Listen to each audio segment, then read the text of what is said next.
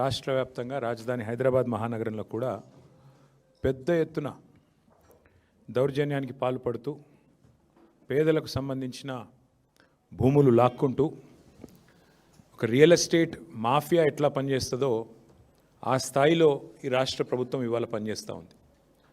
హైదరాబాదులో హైడ్రా పేరిటైతేనేమి, మూసీ పేరిటైతేనేమి, కొడంగల్లో లగచర్లలో pharma village పేరిటైతేనేమి, అట్లాగే మీరు మహబూబ్ నగర్ పట్టణంలో 150 మంది దివ్యాంగుల కాలనీలో దివ్యాంగుల ఇండ్లు కూలగొట్టడం అయితేనేమి, రామగుండంలో జరిగిన దాడి అయితేనేమి, అట్లాగే తాజాగా ఖమ్మం జిల్లా వెలుగుమట్లలో 3 మంత్రులు వారి బినామీల పేర్లు కూడా నేను చెప్తా ఉన్నా.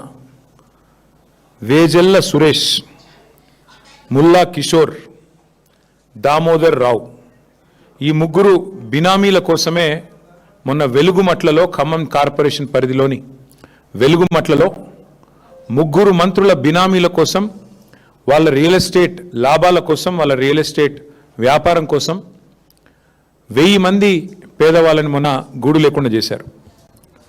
ఆ దారుణం జరగంగానే మేము మర్నాడే అక్కడున్నాం. వెలుగుమట్లలో పేదల ఇల్లు కూలగొట్టి కాంగ్రెస్ ప్రభుత్వం ఘోరమైన తప్పు చేసింది. ఇది దారుణం. ఒక గాజాలో ఎట్లా అయితే ఒక భీతావహమైన వాతావరణం ఉందో, శిథిలాల నడుమ ప్రజలున్నారో, ఆ పరిస్థితి వాళ్ళ వెలుగుమట్లలో మాకు కనబడుతున్నది అని చెప్పి ఆ రోజు పత్రికా మిత్రులతో చెప్పాను, అక్కడున్న ప్రజలతో కూడా చెప్పాం. ప్రభుత్వం చేసింది తప్పు అనేది ఆ రోజు ఘంటాపదంగా చెప్పాం. ఈరోజు మేము చెప్పింది 100% వాస్తవం అని తేలిపోయింది. ఎందుకు అంటే బాధితులకు పట్టాలు ఇస్తాము అని ప్రభుత్వమే ఒప్పుకొని ఇవాళ తన తప్పు తెలుసుకొని మరి సవరించుకునే దానికి ప్రయత్నిస్తున్నట్టుగా కనబడుతున్నది. వాస్తవం ఏంటి అంటే ఇవి భూదాన్ పట్టాలు. మనకి అసలు భూదాన్ కాన్సెప్ట్ ఒక నిమిషం మీకు చెప్పాలి. భూదాన్ అంటేనే భూదాన్ బోర్డు వచ్చిందే ఆచార్య వినోబా భావే స్ఫూర్తితో. స్వాతంత్రం వచ్చిన తొలినాళ్లలో ఎవరైతే ల్యాండ్ లార్డ్స్ ఉన్నారో, పెద్ద పెద్ద వాళ్ళు ఉన్నారో, బాగా భూమి వారి దగ్గర ఉన్న వాళ్ళు ఉన్నారో, వారందరూ కూడా పేద రైతులకు కానీ వ్యవసాయానికి, అట్లాగే ఇండ్లు లేని పేదల కోసం మరి ముందుకొచ్చి వాలంటరీగా భూదానం చేయండి, భూమిని దానం చేయండి అన్నప్పుడు వచ్చిన ఈ కాన్సెప్టే వినోబా భావే గారి స్ఫూర్తితో భూదానుద్యమం. ఆ భూదానుద్యమంలో భాగంగా ఇవాళ మన రాష్ట్రంలో మీరు చూస్తే నల్గొండ జిల్లాలో భూదాన్ పోచంపల్లి అనే ఒక ఊరు ఉంటుంది. ఆ పేరు కూడా అక్కడి నుంచి వచ్చింది. అట్లాగే మన ఉమ్మడి ఆంధ్రప్రదేశ్లో 1,00,000 ఎకరాల భూమి భూదాన్ కింద, ఆ రోజు భూదానం కింద మనం ఈ ఉద్యమ స్ఫూర్తితో 1,00,000 ఎకరాలు భూదాన్ బోర్డుకు కొంతమంది పెద్దలు వారు విరాళంగా దానంగా ఇవ్వడం జరిగింది.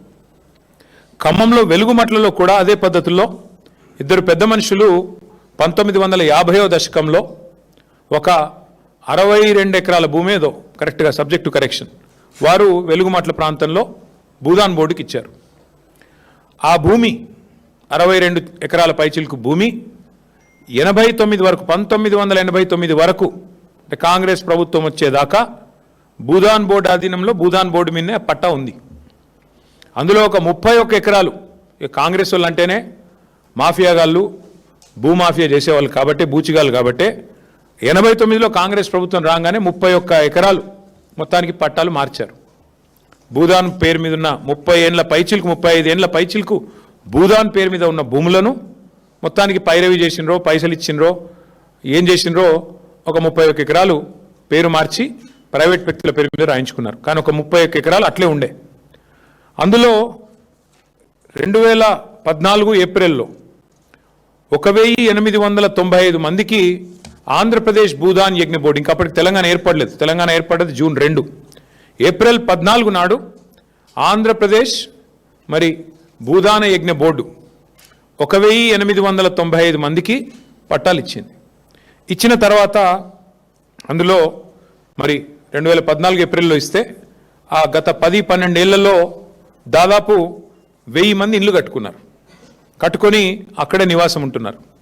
మధ్యలో మా ప్రభుత్వం ఉన్నప్పుడు పక్కనేదో ఎంక్రోచ్మెంట్లు అవుతున్నాయి అని ఫిర్యాదు వస్తే కూడా పరిశీలించమని చెప్పాం తప్ప ఒక్క పేదవాడి ఇల్లు కూడా మేమెన్నడూ ముట్టుకోలేదు. నిజానికి కేసీఆర్ గారి ప్రభుత్వం ఆనాడు 10 ఏళ్ల పాటు జీవో నంబర్ 58 కింద 59 కింద ఈ రాష్ట్రంలో లక్షల మందికి పట్టాలు ఇచ్చింది. ఒక హైదరాబాద్లోనే 1,50,000 పట్టాలు ఇచ్చాం. ఆ పట్టా కూడా ఇంటి మహిళ ఎవరైతే ఉంటారో వారి పేరు మీద ఇచ్చాం. ఖమ్మం పట్టణంలో కూడా 3,000 మందికి 58 జీవో కింద పట్టాలు ఇచ్చాం. అట్లా ప్రతి చోట, ప్రతి నగరంలో, ప్రతి మున్సిపాలిటీ పరిధిలో, గ్రామీణ ప్రాంతాల్లో కూడా జీవో నెంబర్ 58 కింద పెద్ద ఎత్తున పట్టాలు ఇచ్చాం. కానీ ఈ ప్రభుత్వం ఏం చేస్తున్నది? వచ్చిన నాటి నుంచి నేటి వరకు విధ్వంసం, వినాశం, ఇది తప్ప, వినాశనం తప్ప ఇంకో మాట లేదు. నిర్మాణం గురించి ప్రస్తావన లేదు.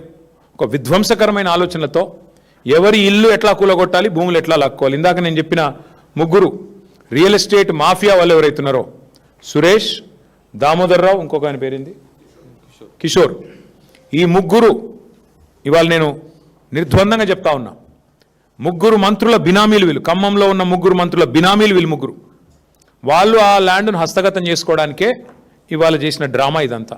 వాళ్ళు ఏమనుకున్నారంటే మున్సిపల్ ఎలక్షన్ అయిపోయింది కదా, ఇప్పుడు కొడితే అడిగేవాడు ఎవడు అన్న లైన్లో పోయారు. ఒక శత్రుదేశం మీద దండయాత్రకు పోయినట్టు 3,000 మంది పోలీసు వాళ్ళు పొద్దున 3ంటికి పోయి వాళ్ళను మెడలు బట్టి బయటికి నూకి ఇళ్ళని కూలగొట్టారు. మీరు చూశారు వీడియోలు.